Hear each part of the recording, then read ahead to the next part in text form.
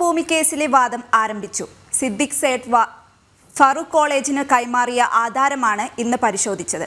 ക്രയവിക്രയ സ്വാതന്ത്ര്യവും തിരിച്ചെടുക്കാനുള്ള നിബന്ധനയുമുള്ളതിനാൽ ഭൂമി വഖഫ് അല്ലെന്ന് ഫറൂഖ് കോളേജ് മാനേജ്മെന്റ് കോടതിയിൽ വാദിച്ചു.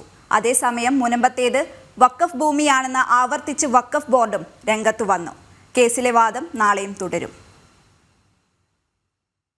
രാവിലെ 11 മണിയോടുകൂടിയാണ് കോടതി നടപടികൾ ആരംഭിച്ചത്.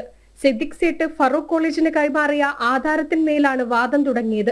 പൂർണ്ണമായി കോളേജിന്റെ കാര്യങ്ങൾക്കായാണ് സിദ്ദിഖ് സേഠ് ഭൂമി നൽകിയതെന്ന് വഖഫ് ബോർഡ് വാദിച്ചപ്പോൾ വഖഫായി നൽകുന്ന ഭൂമിക്ക് ദാതാക്കൾ നിബന്ധനകൾ നിഷ്കർഷിക്കാൻ പാടില്ലെന്ന ചട്ടം നിലനിൽക്കെ ഫറൂഖ് കോളേജിന് രജിസ്റ്റർ ചെയ്ത് നൽകിയിരിക്കുന്ന ആധാരം നിബന്ധനകളോട് കൂടിയതാണെന്ന് ഫറൂഖ് കോളേജ് മാനേജ്മെന്റ് കോടതിയിൽ വാദിച്ചു. കോളേജ് എന്തെങ്കിലും ഇല്ലാതാകുന്ന പക്ഷം അന്ന് അവശേഷിക്കുന്ന ഭൂമി ആദ്യ ഉടമസ്ഥന്റെ അനന്തരാവകാശികൾക്ക് നൽകണമെന്ന വ്യവസ്ഥ ആധാരത്തിലുണ്ടെന്നും അതിനാൽ ഇപ്പോഴത്തെ വഖഫ് അവകാശവാദങ്ങൾ നിലനിൽക്കില്ലെന്നും ഫറൂഖ് കോളേജ് മാനേജ്മെന്റ് കോടതിയിൽ വാദമുന്നയിച്ചു.